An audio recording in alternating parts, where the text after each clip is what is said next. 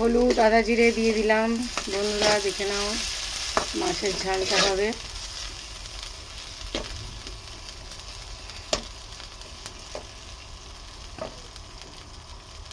একটু নাড়াচাড়া করে কষাচ্ছি মশলাটা।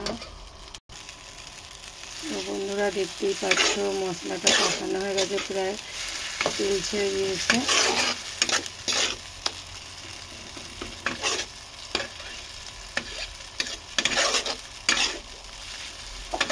কালো জিরে পেঁয়াজ ফোড়ন দিয়ে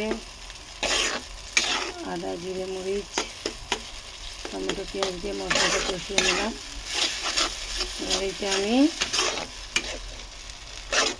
সর্ষের কাঁচা লঙ্কা বাটাটা পেস্টটা দিয়ে দেবো, বেটে রেখেছি।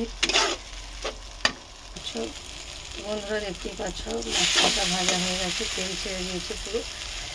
এবার আমি সর্ষে পোস্ত কাঁচা লঙ্কা বেটে রেখেছিলাম, পেস্টটা দিয়ে দিলাম।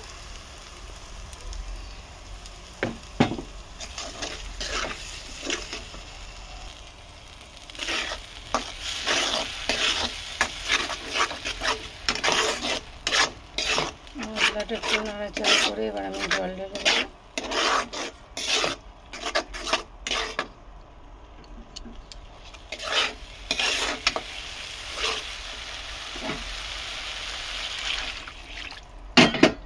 তো এইভাবে মাছের ঝাল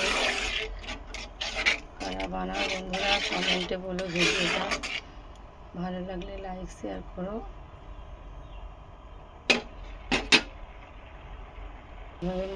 এইভাবে মাছের ঝাল কারা করো কমেন্টে বলো। ভিডিওটা ভালো লাগলে শেয়ার কমেন্ট করো, আমার চ্যানেলটাকে সাবস্ক্রাইব করো। দেখো বন্ধুরা আমি একটু চিনিও ছড়িয়ে দিলাম, আমি এটা দিয়ে মাছের ঝালে দিয়ে থাকি।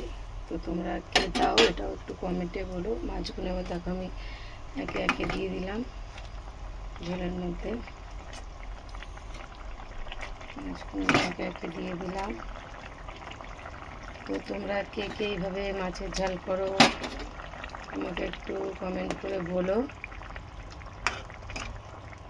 আর সবাইকে সব বন্ধুর বাড়ি আমন্ত্রিত রইল, চলে এসো।